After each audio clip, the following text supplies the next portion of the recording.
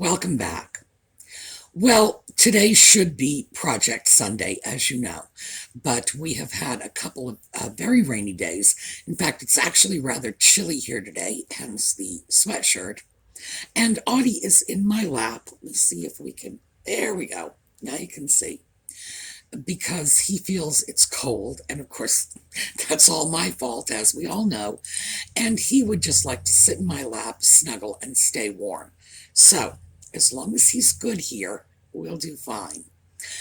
So, instead of the project video, because the rain was making that a little difficult, we're going back to the fancy schmancy antique store to do a little more work on the trip that I did yesterday.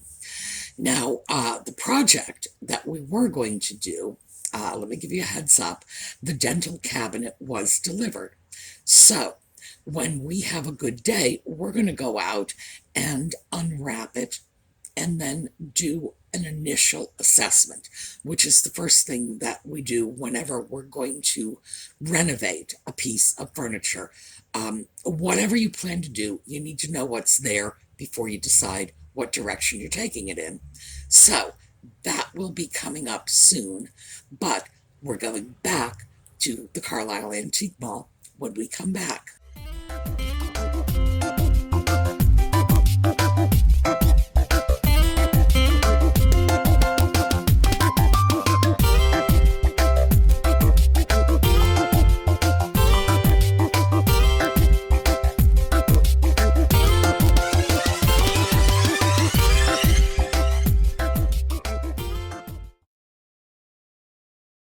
Well, when I was there, I asked about delivery because I went to the Carlisle Antique Mall website and noticed that they were offering delivery. And I thought, ooh, this is great.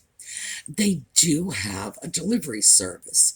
It's economical if you're local, but they stay in our area, which means they're not going to be delivering to California. But if you are in the Pennsylvania area, which I would imagine would probably include Ohio, Maryland, parts of West Virginia, maybe, I don't know. The delivery charge is $50 and $1 a mile. So in my case, because I am in Carlisle and they are a block away from my post office, so I know how far they are from me. Because the post office is 7 miles. So if I wanted to have something delivered, it would be $65, which is a remarkably reasonable delivery price for a large piece of case furniture. So I was thrilled to hear that. And I'm sure that's pretty good news for those of you who are in the immediate area. So we're going to have to do a little more on that at a later date. All right. Audie has left, and he has left an incredible, my knee is practically black from cat hair now, but he seems happy, what can I say? When I started looking around at the antique mall, I took a lot of film of things that I'm not necessarily buying, but these are things I thought you might like to take a look at, in part because they're very interesting pieces, but also because these upscale stores put on displays. So very often you'll see an unusual or even a very ordinary antique piece that's set up in an unusual way. And what we have coming up first is a chocolate pot. And I was not interested in purchasing the chocolate pot, but I really liked what they did with it, how they used it in the display. So I thought I would share that with you. So let's take a look. This is a chocolate pot. Now, I know that I could just as easily call it a coffee pot because a coffee pot has a little spout, whereas a chocolate pot usually has just one of those little pinched spouts at the top. But because of the shape of this piece, and because that spout is so high, I'm going to say it's a chocolate pot. Now let's take a look at the price. All right, $80. Well, for a littlest chocolate pot, I would have to say no thank you. But I did want you to see how very effectively pieces like this can be used to hold flowers, greenery, whatever. That really struck my eye. And of course, these are just some artificial roses, nothing special. But the pot makes them very special. Well, at $80, the chocolate pot is out of my price range because, we're going there looking for bargains. And $80 for a chocolate pot that doesn't have a lid, because I could not find a lid anywhere. I don't think they just removed the lid and popped some flowers in it. I think there is no lid. $80 for a chocolate pot without a lid is high. So, and beyond that, if I were not planning to use the chocolate pot as they did, simply as a vase, the lid being missing would be a major problem for me. But I thought that was a very clever use of the pot. I thought it looked great. And also, I did want you to notice, I rarely, very, very rarely see chocolate pots with independent spouts, little elephant trunk spouts. Usually, they just have a pinched edge, like a measuring cup. Ordinarily, and we've spoken about this before, but we can probably go over this again, teapots are round with a spout, an elephant trunk spout, usually coming out of the middle of the bulbous part of the pot. A coffee pot tends to be taller, and the spout comes out of the lower end of the pot. I'm not sure why that is. I'm sure coffee connoisseurs have a reason for it. I really don't know, or it could be exactly the opposite. It could be that the teapot spout is higher up to keep the dregs of the tea leaves down at the bottom and not spill into your cup. So coffee pots are taller, spout comes out lower. Chocolate pots are taller, very often not that same bulbous shape. Very often they've got a sloping shape, and they have a small spout near the top. So, chocolate pot indeed, but unusual because of that elephant trunk spout, whereas ordinarily it's just a little sort of pinched, pory spout. When I stepped away from that piece, I was quite struck by the next piece here, because this is something I just don't see every day. All right, here's something you just don't see every day. This is an early turn of the century era barber chair. Well, let's make sure it's a barber chair. Yes, it is. It's a barber chair. The price on this is $1,850. It is just gorgeous. And with that green, cream, and black, boy, that would look nice with my stove. However, for $1,850, I'm going to have to say no thank you. But I did think you might enjoy seeing this. It's definitely not the sort of thing you see every day. So, a barber chair. People are getting more and more adventurous in the kinds of furniture they put in their homes. And yes, I have seen barber chairs in people's homes. They serve the same function as, like the old Barca lounger or reclining chair, just a large, easy chair. They are comfortable, no question about that. Anybody who's ever spent time in a barber chair knows they were designed for comfort, because they'll move all over the place. You can tip them backwards, forwards. You can probably sleep in them. I don't know. I've never tried. But I did like that one. It certainly goes well with my stove.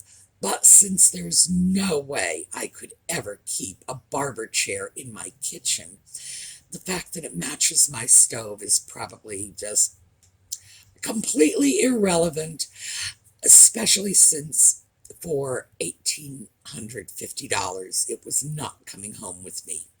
But the condition was really nice, especially the enameled portions, really beautiful.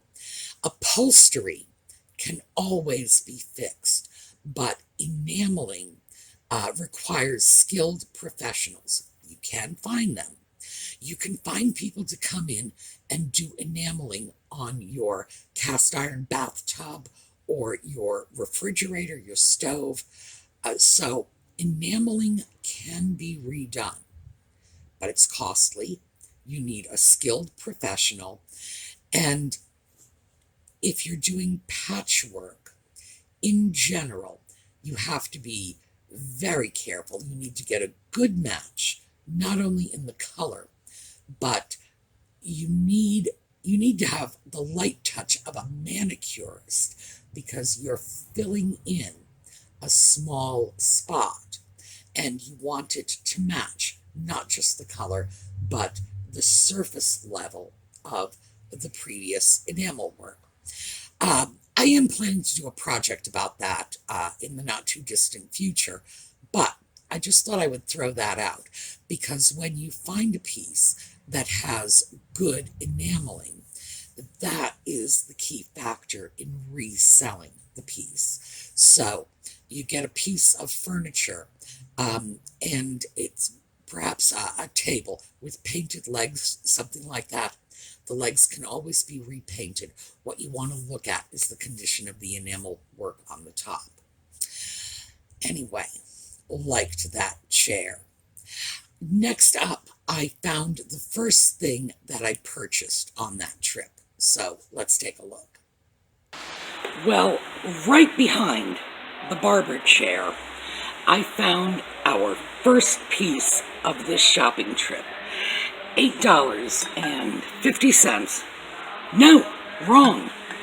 $8. Even better. And this is a raised serving dish. This is the sort of thing that would hold bits of fruit or candy. There are some numbers on it, but there is no other mark. I believe, however, this is a Lefton import. It's hard to tell without the sticker, but I am going to look up the numbers because I do think that that is the rod and screw end. It is the nut and bolt combination, sort of vaguely speaking, that Lefton used on their porcelain trays. So, I think this is probably a Lefton piece. Regardless, $8, it is stunning, and it is mine. Well, that little dish, it looks like a small raised cake plate, only about perhaps 7 or 8 inches across. It's the sort of thing that you would put, treats on, candies, mints, nuts, whatever, because it's not large enough to hold, as I say, a cake. It's at 7 inches. It's about this much. A few cupcakes, perhaps.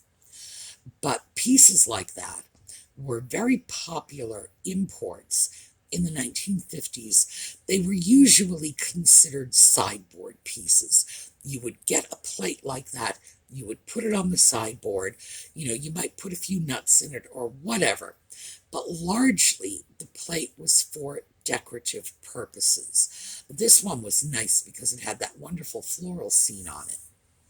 Now, when I turned it over, the attachment, because the porcelain base attaches to the plate, the attachment style is the same one that the Lefton Japan Import Company used, and I know they imported a great many pieces like that. Also, Lefton used a sticker. So some pieces were printed. In other words, the name was painted right onto the bottom of the piece. But for the most part, the Japanese import companies relied on either the stamp name of Japan or a sticker. Lefton liked stickers. So pieces like that, if the sticker's been removed, it can be fairly hard to identify them. But I'm pretty sure this was a Lefton piece. That odd, and it is odd, it's an odd little metal rod with a sort of half ball that's screwed on the bottom of it. Very unusual jointure. So I would have to say probably Lefton. And I'm going to let it go at that. But at $8, that was an awfully good deal. And that is the kind of pricing that I see in thrift stores, secondhand shops, over at Bedford. And when I see pieces like that at Bedford for $8, I scoop them up as good bargains. Because, they are good bargains. And when you go into one of the elegant antique malls and find that same sort of bargain, oh yeah, grab it, take it home, because it has the additional advantage of being, in general, in perfect condition, because the condition on these pieces that you find there is almost always excellent. I have found a few things with minor damage, but ordinarily, when I go to the Carlisle Antique Mall, if I buy it, there's no damage, period. And you can buy with a little more confidence. So, it makes it a doubly good deal. You're getting the thrift store prices without any of the thrift store headaches. So, that was a nice one. Next up, I just found a really nice piece of Art Moderne furniture. And Art Moderne furniture is pretty rare these days. You can find pieces like this, especially the waterfall pieces. You can find them in secondhand stores, in yard sales, places like that. But they're not popular in antique shops or antique furniture stores. And the reason for this is because coming from the era from the late 1920s right into the early 1940s, they're generally not considered to be that old. They're vintage rather than antique, but they sell. So if you want to deal in furniture and you can find them, go for it. But meantime, let's take a look at this piece. Well, we have a gorgeous, gorgeous Art Moderne piece here.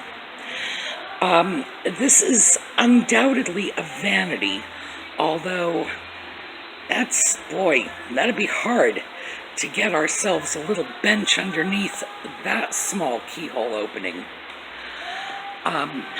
Art Moderne, we've got our curved lines. They often call these waterfall pieces. We've got the curved lines repeating at the bottom. Art Moderne, heavily influenced by the transportation industry of the 1920s and 30s.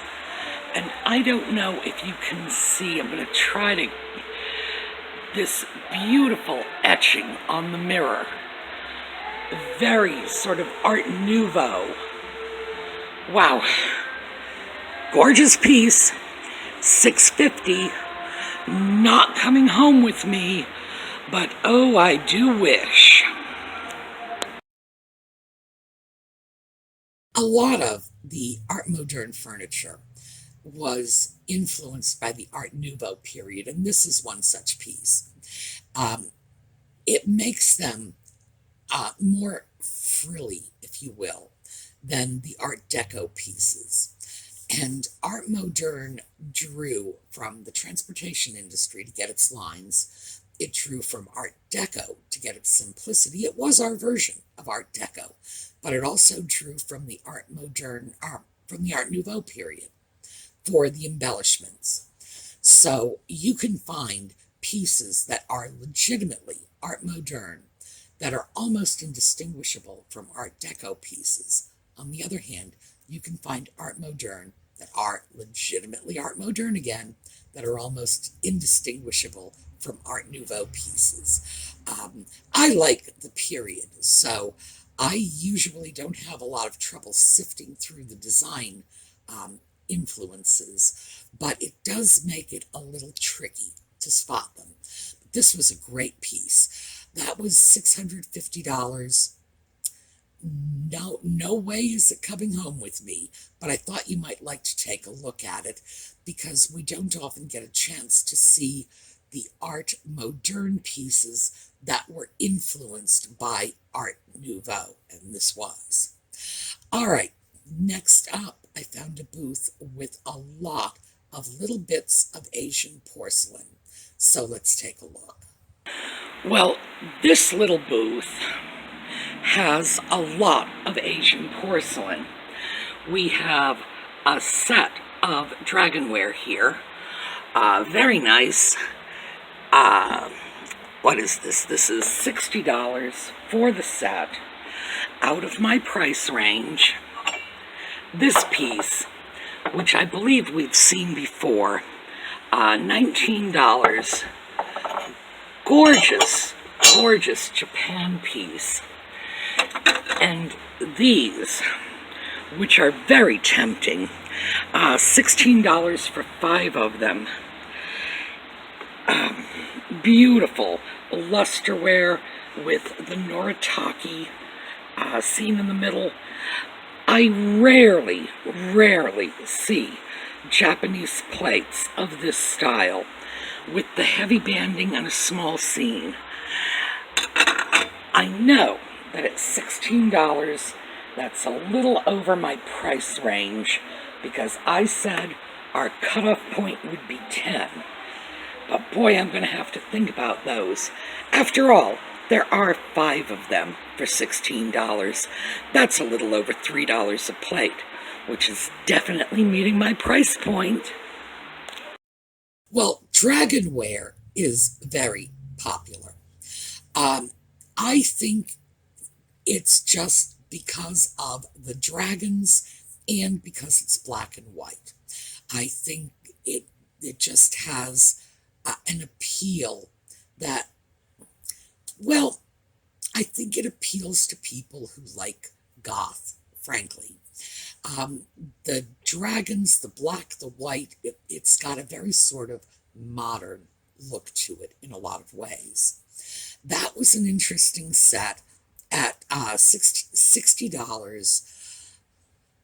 I wouldn't pay that for Dragonware because, frankly, when Dragonware was made and it was made in Japan, when it was made in Japan for export, it was not expensive.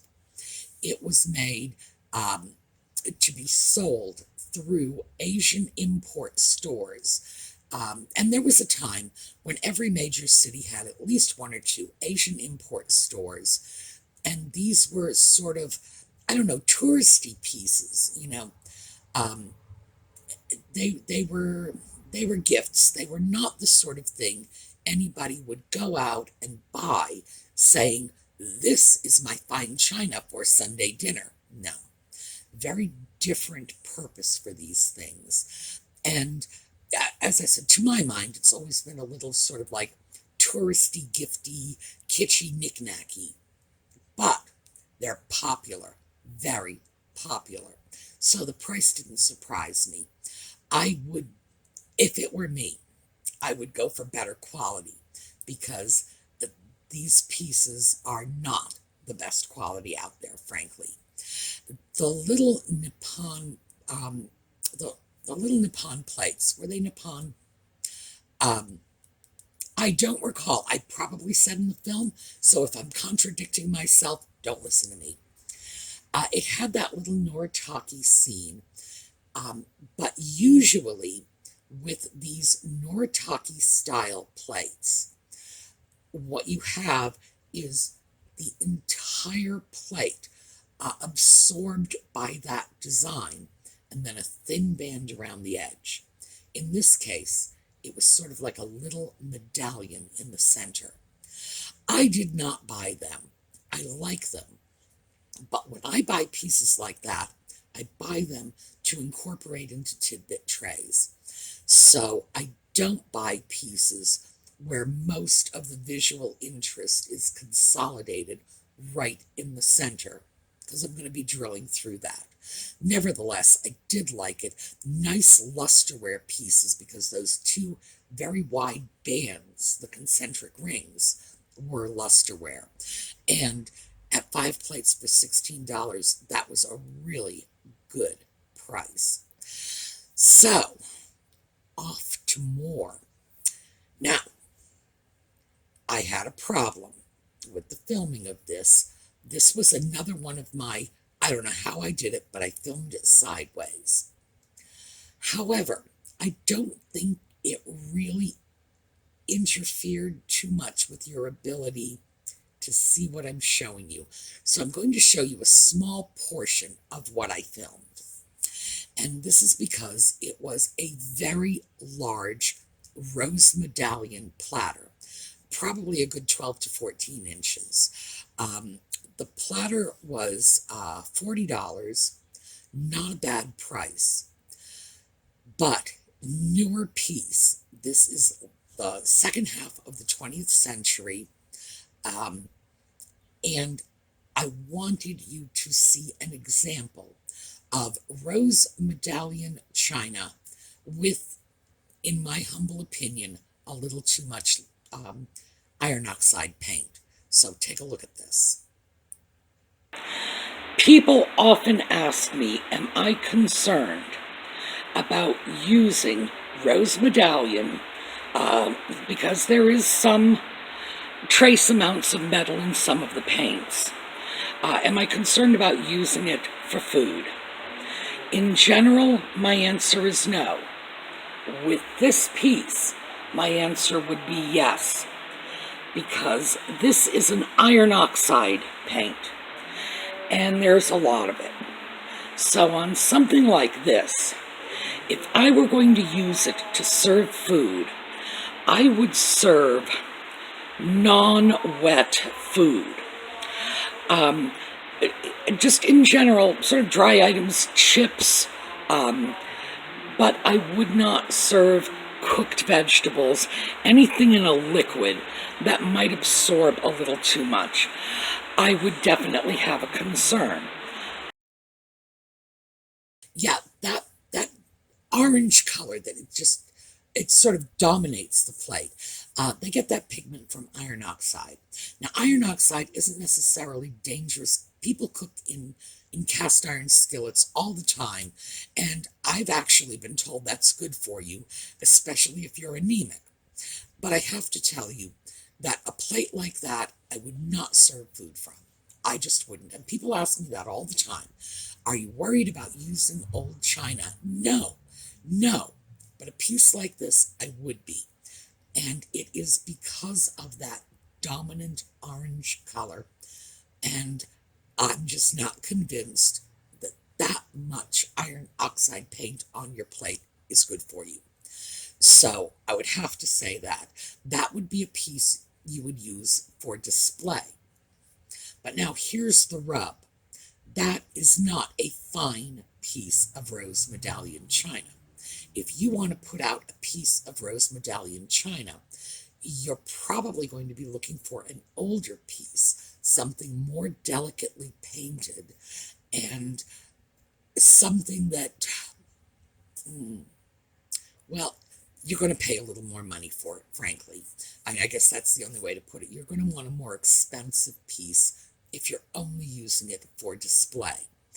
When you get into the $40 range for a platter, that's the kind of platter you put out on your dinner table and you throw the chops on it and whatnot. But I gotta tell you, I'd have reservations about that. Now, I'm not saying the plate would kill you or make you sick or anything like that. Not saying that. I'm just saying I personally would have some reservations about it.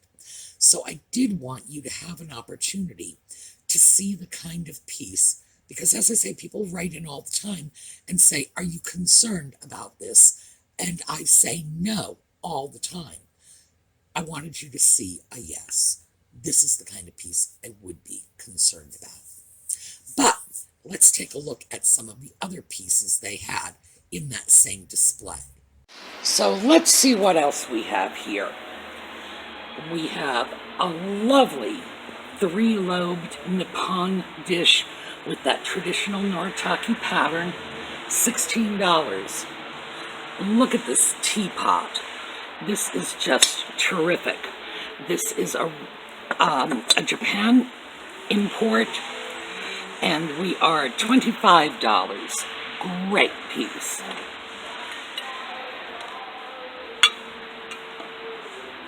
All right, this plate is $7, Japan plate. I find a lot of little plates like this, and this is definitely a competitive price. Rice bowl, $6. And for $10, this wonderful little Japan pitcher-shaped vase.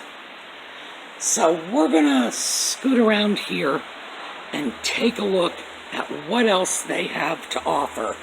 Anything interesting, and I will film it. Well, that little three-lobed Nippon dish for $16 was very nice. That is a very reasonable price for it. That would be a candy dish, really, or a nut dish. That would be the sort of thing that you would put out on your coffee table with, tidbits in it, or possibly even just use it as display. I would not be quite so crazy as to say that'll be my change dish and the quarters will go here and the nickels and the dimes, but I suppose you could. It was a very pretty piece. Nice work on that one. The elephant teapot at $25 I thought was very cute. That is the sort of thing that I can usually find, and I will tell you exactly where I find them. I find things like that stashed in Paul's Cubbies over at Bedford. Now, when I find them in Paul's Cubbies at Bedford, I'm finding them for a little less. In general, I'm finding them in the range of $10 to $15. That makes it not just affordable, but a practical resale piece. At $25, would this piece be resale worthy? Yes, it would be if I wanted to put it up for auction on eBay, because there would be enough teapot collectors and enough elephant collectors to bring the price up to a level at which I could justify the investment. If I were collecting teapots on my own, I would certainly consider that a perfectly reasonable price, but it was a little sort of dicey for resale. The little three-lobed Nippon dish, now that would be a good resale price, because out in the ordinary world, and I tend not to charge this much for pieces like that, out in the ordinary world, that is a piece that ought to be selling for about $30. If I went on Etsy, eBay, whatever, saw a piece like that, yeah, that's about what I would expect to pay for it, and I would consider it to be a fair deal. So, was that a good deal? Yeah. But, again, I'm sticking as best I can with that little $10 limit. All right, so I have more film from the Fancy Schmancy Antique Store. I'll share it with you next week, along with, I'll give you a little heads up, they actually have an enclosed sort of parking garage. That's what it was originally. It was an indoor car lot. So they have this fabulous little parking garage indoors, and they have flea markets in there.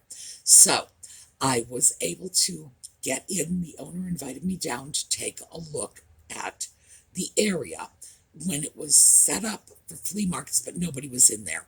So I did get a chance to film that for you, and I'll save that for next time. All right. Enjoy your Memorial Day weekend. Once again, stay safe. This is a bad weekend for traffic accidents because I really do want to see you back here next week. All right, have a great day.